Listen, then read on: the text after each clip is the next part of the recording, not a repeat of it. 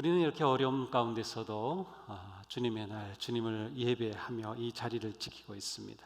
이렇게 주님의 얼굴을 구하고 또 주님을 바라며 주님을 찬미하고 예배하는 이 시간은 정말 우리에게 가장 복되고 또 행복한 기쁨의 시간입니다. 비록 아직 우리가 예배에 모이는 것이 많이 제한을 받고 있지만, 그러나 우리는 이런 상황에서도 예배를 지키는 그 삶을 통하여서 교회를 지키고 우리의 믿음을 지키고 우리가 거룩하게 승리의 길로 나아가고 있습니다. 기대하기는 다음 주일엔 좀 더 우리가 자유롭게 모여서 정말 온전히 하나님을 예배하는 그러한 주일이 될 수 있기를 진심으로 기대하고 있습니다.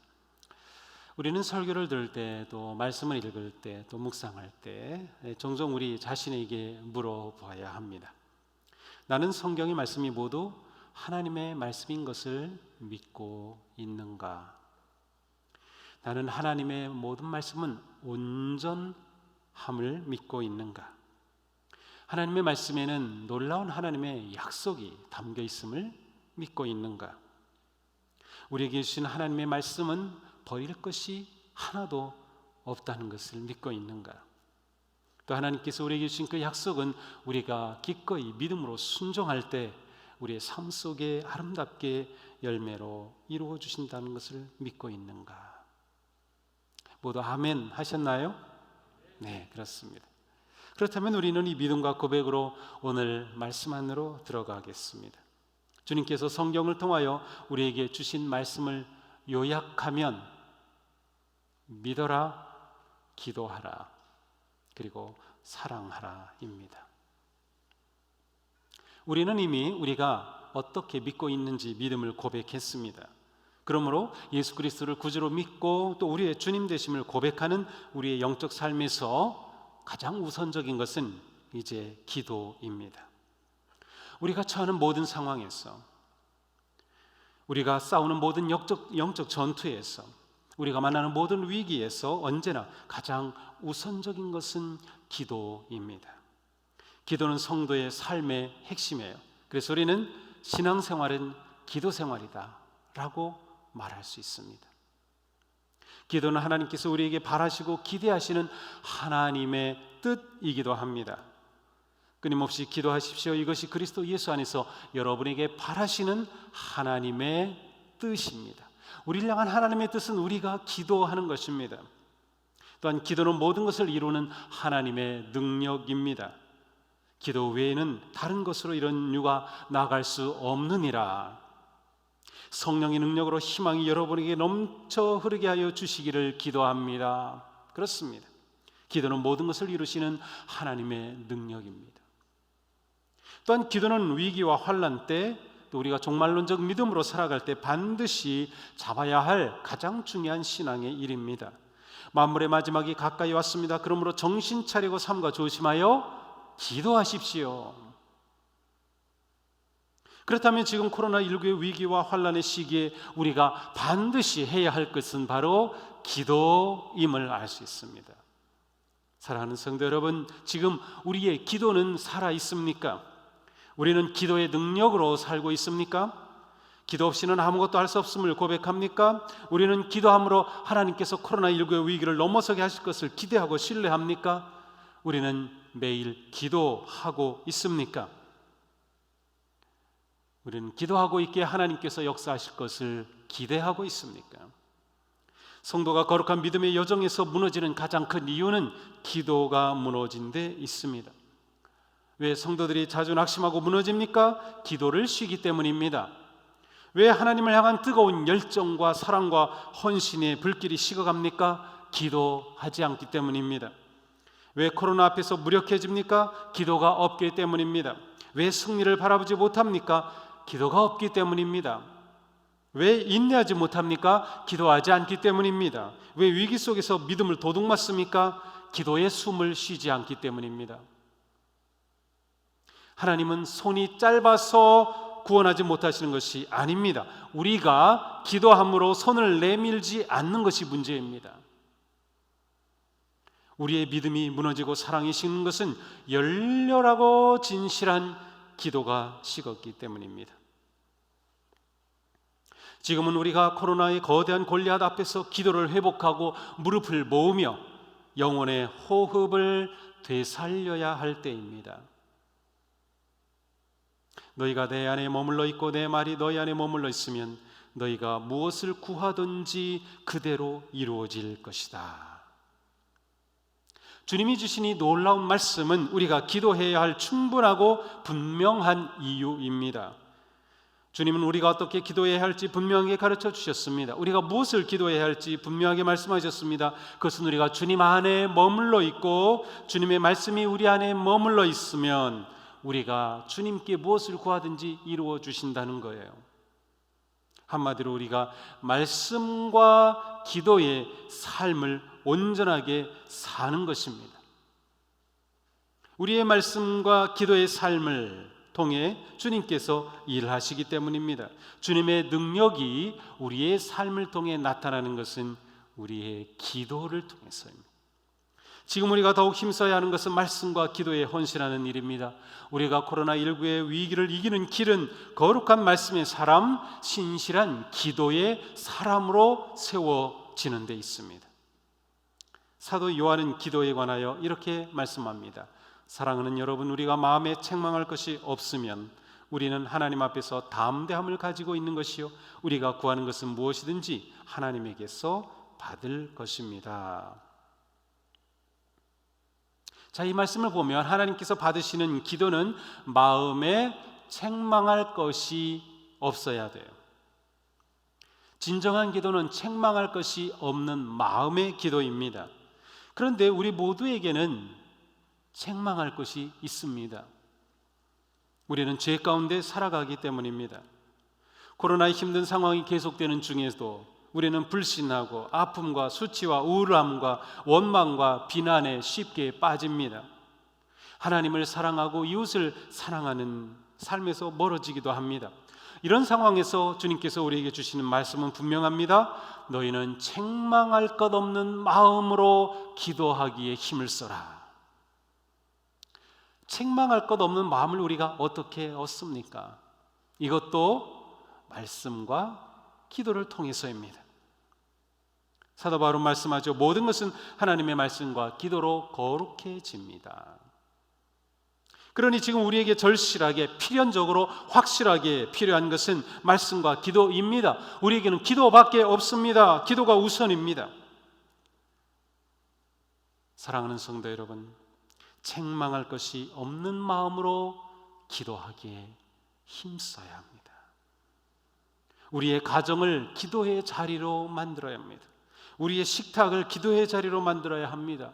우리의 침실을 기도의 자리로 만들어야 합니다. 우리의 책상을 기도의 자리로 만들어야 합니다. 우리의 일터를 기도의 자리로 만들어야 합니다. 우리가 이용하는 전철을 기도의 자리로 만들어야 합니다. 출퇴근 시간을 기도의 시간으로 만들어야 합니다. 우리가 기도해야 할 것이 얼마나 많습니까? 세계의 평화와 회복을 위해, 나라를 위해, 지도자들을 위해, 교회를 위해, 자녀를 위해, 가정을 위해, 부모를 위해, 사업을 위해, 사역을 위해, 영혼 구원을 위해 우리는 계속 기도해야 합니다. 코로나의 위기로 우리가 믿음이 약해지지 않도록 기도해야 합니다. 우리의 믿음이 더욱 견고해질 수 있도록, 또한 우리의 자녀들이 사탄에게 믿음을 빼앗기지 않도록 기도해야 합니다. 우리가 천국의 가치관으로 살아갈 수 있도록 기도해야 합니다. 우리가 거룩한 성품의 사람으로 세워질 수 있도록 기도해야 합니다. 사람을 의지하지 않고 주님을 의지하는 것입니다. 세상의 유행과 풍조에 편승하지 않고 진리의 말씀을 따르는 것이죠. 책망할 것 없는 마음을 위해 우리에게서는 끊임없이 회개가 넘쳐나야 합니다. 책망할 것 없는 마음 곧 회개는 기도를 여는 통로가 됩니다. 회개는 역사는 기도의 시작입니다.